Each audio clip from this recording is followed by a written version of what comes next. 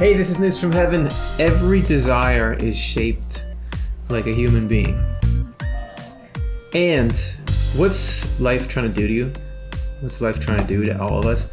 If God is the strategist behind the way life is unfolding, particularly in the long run, what's the end game for us? Can I just please get a sense of where this is all headed? And how is something out there as the idea that your feelings, a desire, can be in the human form in some way?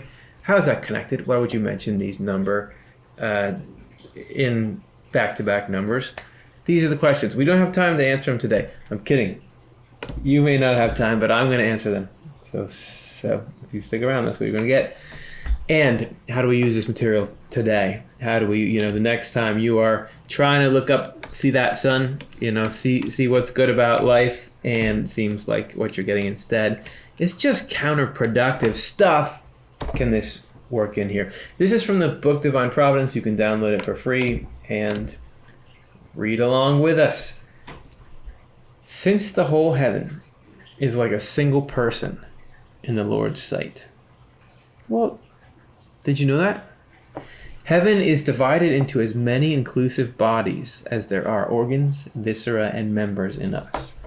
And each larger community is divided into as many less inclusive or specific communities as there are major parts of our viscera and organs. We can see from this what heaven is like. What's heaven like? Heaven's like you. What does it mean we're made in the image of God? Heaven is sort of the manifestation of God, because this is where the divine design is getting lived to the fullest extent. God can sort of see it like a single person, and that it corresponds to a person. So we're a person. Well, yeah, that's what a person looks like.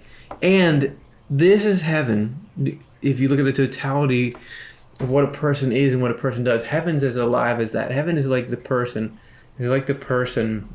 It's kind of like the person of God. What he's saying here is, look, in a person, you think of just that gingerbread shape, but look at this, man. You got a heart, right? You got lungs.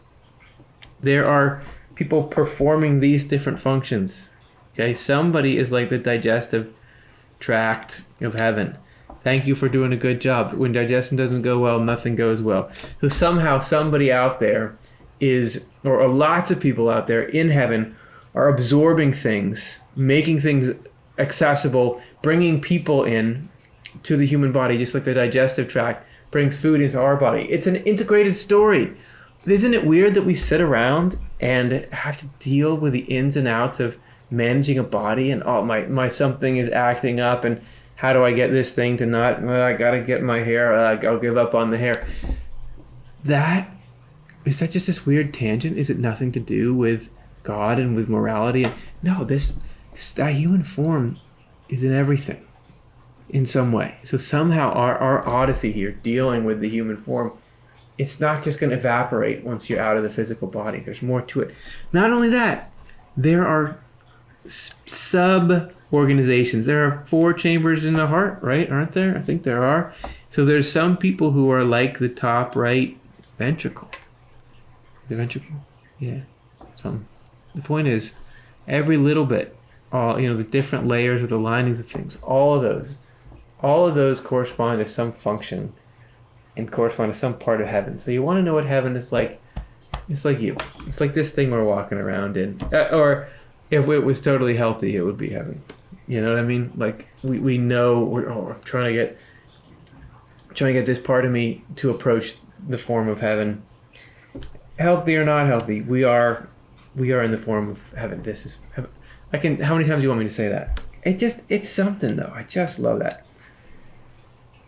Now, since the Lord is the essential person and heaven is an image of him, why are we all in this? Heaven is an image of God. But all these little people that go in and are doing their little parts, every little bit, so if you take some people who are great about digestion and whatever its correspondence is, some people who pump the love around to everyone, some people who gather ideas, put it with the people who have the power to do things, put them all together and have them all working together, not necessarily stacked up on top of each other like a shape, but you put all their functions together, what do you get? It's a total picture of the Lord.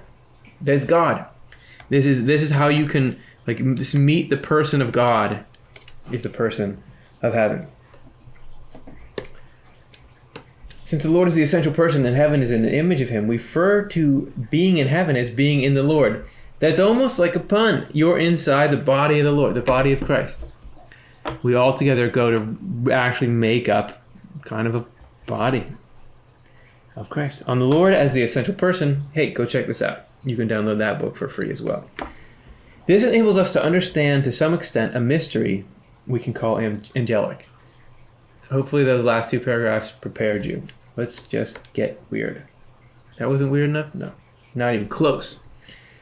This enables us to understand to some extent a mystery we can call angelic. Namely, that every desire for what is both good and true is human as to its form. Maybe you were with me, on the larger scale. I could see how you zoom out and see a big drone shot of a city and you look down and the streets look like arteries and veins. I could get it. People together are all kind of working like this big old body, but it goes the other direction too. Every desire for what is both, not all of them, but what is both good and true is human as to its form. So somehow this little stuff here,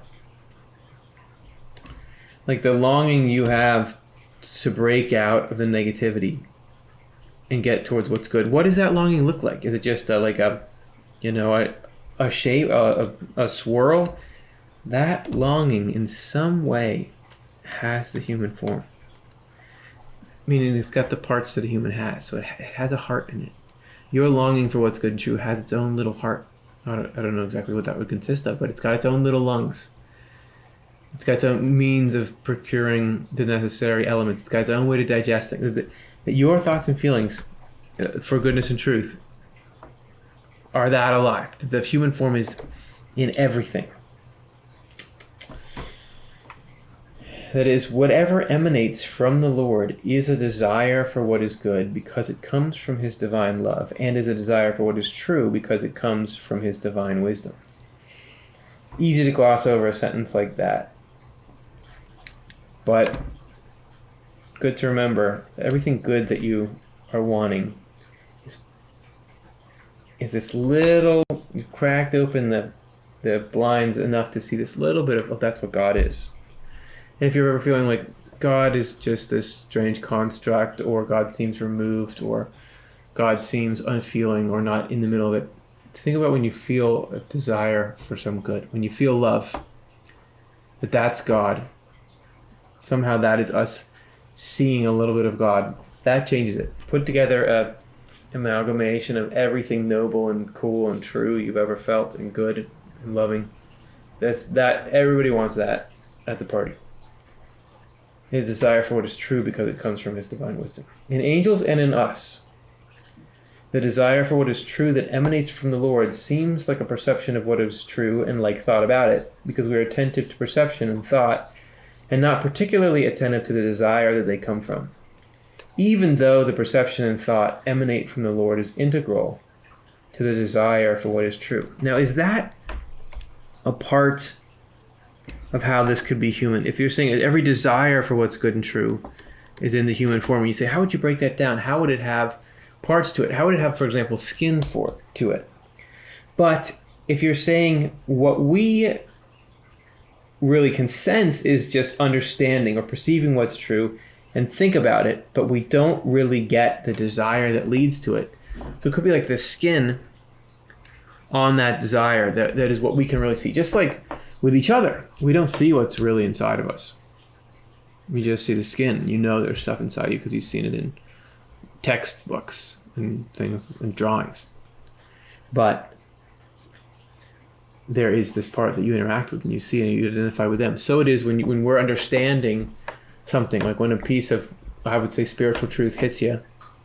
Like, that's really true. You don't understand that there's a whole life inside of that we're recognizing, or that is keeping that going. We're recognizing at some deeper level there's a longing in us that allowed us to understand that. Like God is somehow opening us up that allows it. There's this whole layer we don't sense. Just thinking about that stuff is alive. The church inside you, love and the truth, is alive. It's not like a church like you might think of a building. It's like a forest. It's like a family. It's like a human being inside you. That's what this stuff is like. Oh yeah, what is life trying to do? Okay, we've got this interesting dynamic, which I think is fascinating to follow, but what does it mean? What is God trying to do with all these humans? He's got the big giant human of heaven. He's got the little humans inside of us. What's he trying to do?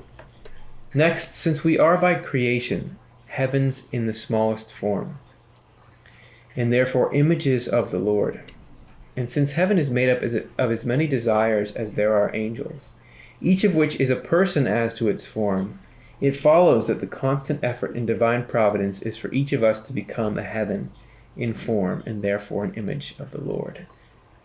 Oh man, how are you going to stretch it out? I mean, you really want to use all those cool ideas in one sentence? Since we are creations, by creation, heaven in the smallest form, therefore images of the Lord. That's cool in itself, obviously, rather than think of heaven is this sort of derivative from us. Like, if you put a bunch of people together, then you get this person form that's heaven. No. Heaven is already out there. Heaven is the person. It's the manifestation of God through us. And we're like little copies of heaven. That's cool. And that heaven is a copy you are a little copy of the Lord. That's cool. But then, since heaven is made up of as many desires as there are angels, each of which is a person as to its form. This thing that we were just talking about, what you've got inside your heart, there's a person, right? Every desire of yours is a person. Heaven is made up of a bunch of people. We are in a larger form. All our little desires and all the little cognitions of truth and goodness that go into make you and make me, they all are such a whole that you can call them. Each of us is actually a single on the macro scale. We're each a single want to be something, to do something. That the life, so it's God's life in us, and God is nothing but wanting to do good things. Each of us, if we allow this heaven in, which is what Providence is trying to do here, it's a particular desire to change the world, change the human race in some way for the better. I mean, that's the calling in each of us. And heaven is made up of all those different desires to do something good.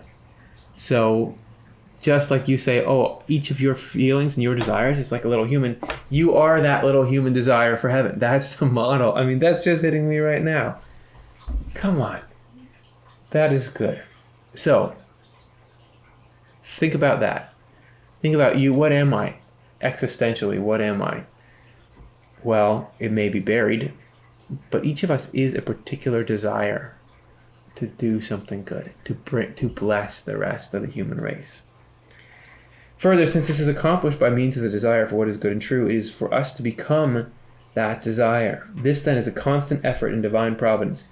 Divine providence is what leads everything. The constant effort in divine providence is for us to become that desire. What is life trying to do with you? It's trying to make you into some particular continuous urge to do something good, to bring something wonderful to the human race. And we look out and we see people, famous people. I'm thinking of Nelson Mandela right now. People that tried to bring or helped bring some great good to the human race. Or think about some inventor or whatever. I'm not going to do the examples thing. The good that they bring to the human race. Each one of us is meant to bring some particular blessing to the human race. We are each this latent desire in God to come out and somehow make life better for everyone. And that is what every day as we wake up and eat our cereal, that's what divine providence is doing. Like, how can I shape you into awakening to your nature as this desire, and more equip you to go in, manifest that. We do have a purpose. Everybody does have a life's purpose, but it's an eternal purpose. So it's not like even these people I mentioned, even Nelson Mandela and inventors and that sort of thing. What they do in this world, that's not the purpose of their life. The purpose of all of our lives, I would say, or I'm feeling right now, is to become this perpetual force for good in that particular area. That we are all this little superhero for that area of whatever it is of the human race and of good. So whenever you're sitting there and this stuff is coming in, you say, what's my reputation going to be? How is this thing going to turn out? What's going to happen in the next few days? Whatever this stuff, or why did this person say that to me? Remember, that's all basically nothing.